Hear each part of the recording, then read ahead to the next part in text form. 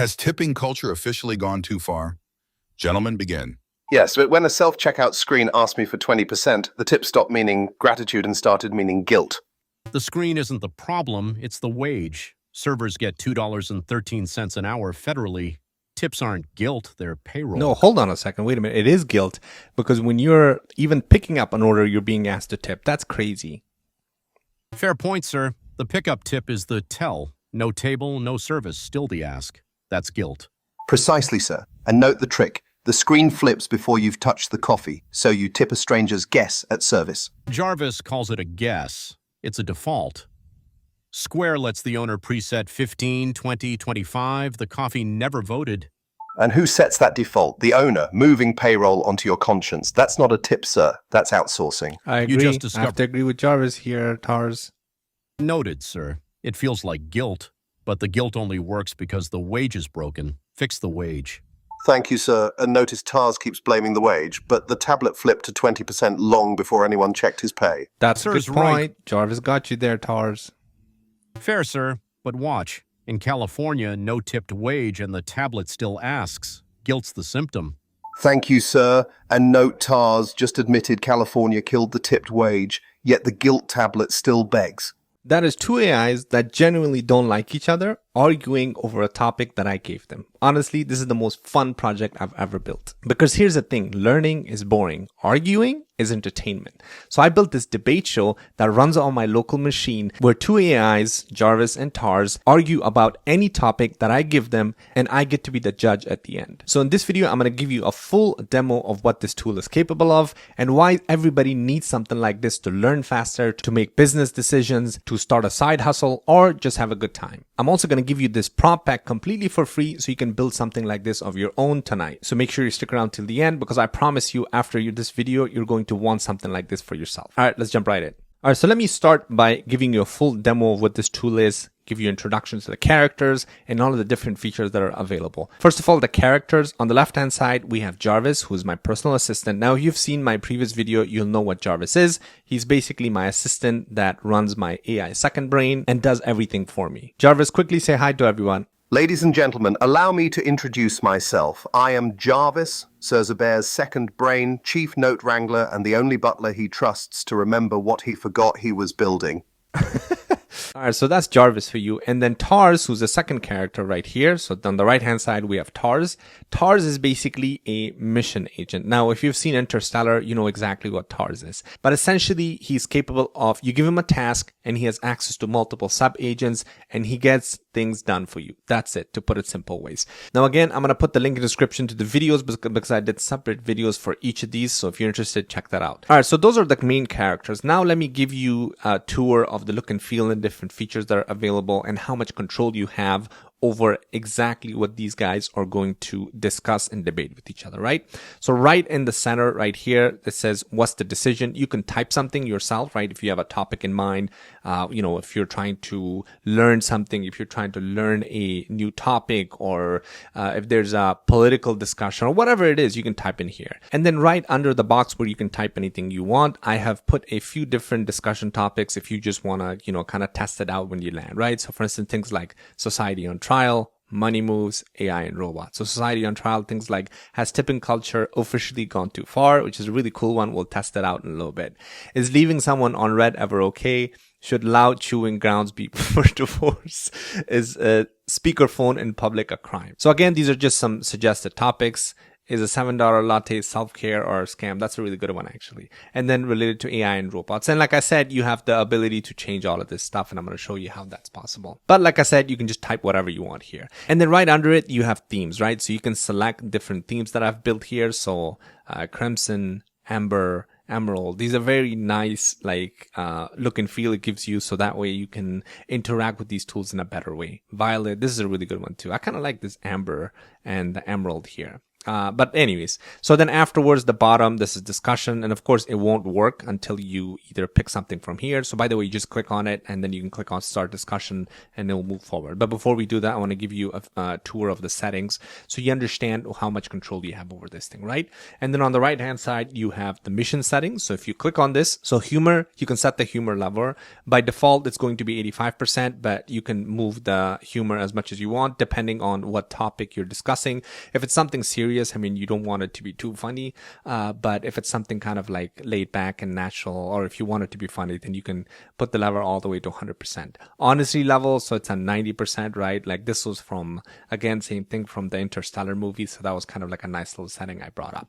Rounds, so this is how many rounds you want the AIs to discuss, and of course, as you interject, where you're going to see in a little bit, this kind of gets extended afterwards. And then the format right under it, so this is the lighting now, just makes their responses a lot shorter. And then on the right hand side, the mode, so right now it just says open debate. So this is very important too, right? So if you want to stress test an idea, you can change the mode to stress test and it will actually go through and these guys will stress your idea. So like I said, this is also not only fun but also something very useful. So the budget, you can actually set the budget for a discussion. So let's say you want to only spend 50 cents, and again, this is all using APIs, so that's why the budget set comes in the picture here. And the left hand side and right hand side, as you can see, by the way, I forgot to mention this, you also have the ability to click on this and change their brain to like a different model, which I'm gonna show in a little bit there. So that's where kind of the cost constraint comes in here. And then the voice, you have this instant interrupt on. So if this is on, if this is toggled on, it just basically gives you the ability to interrupt right away, which is a really cool feature if you want to be part of the discussion, right? But if you don't want to be part of the discussion, you can just turn this off.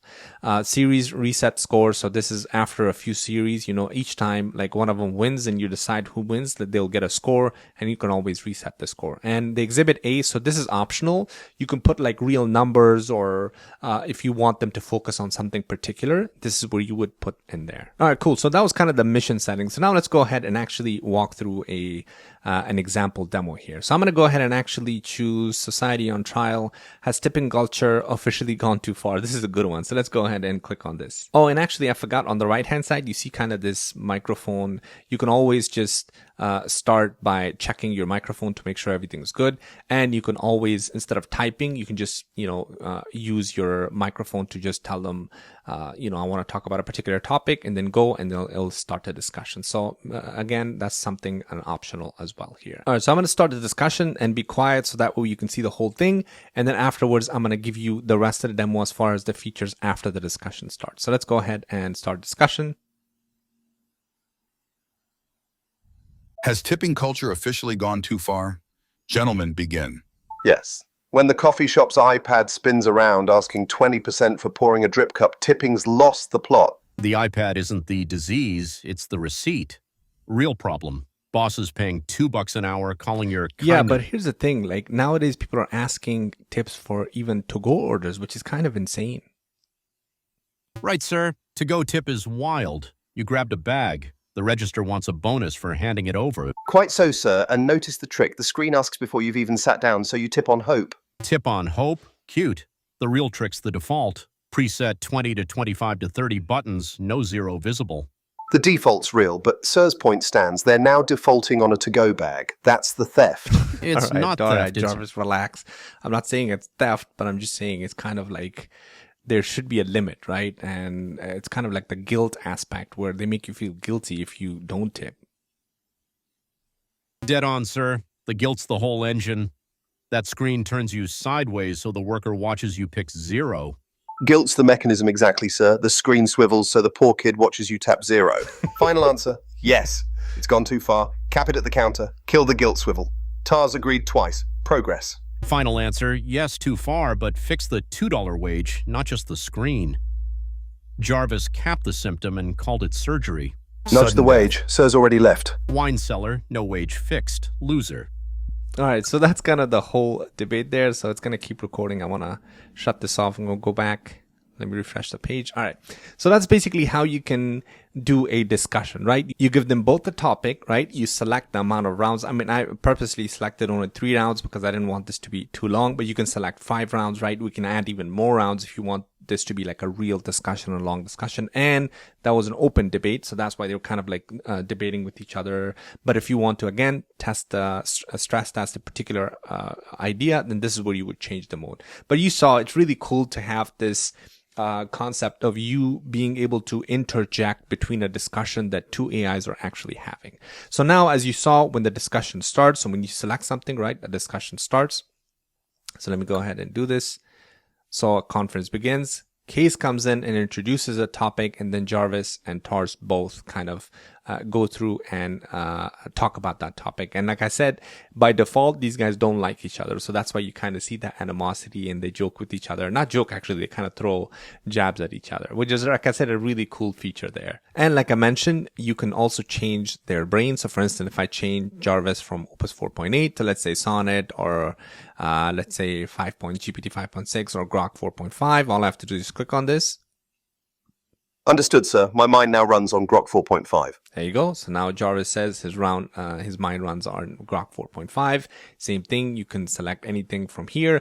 The reason why I have access to these models is because I've connected my Open Router API key, and I've also given them my Anthropic API key. So that's why they have access to all these models, and you can give them access to whatever model. So like one of the fun things is to actually talk about why, let's say, ChatGPT versus Claude, and have them actually argue with each other while the brain that they're having, you can switch to that particular model. That's a really cool one that you could do. And I'm going to do another video on that soon, because that's a fun one to have like a discussion on.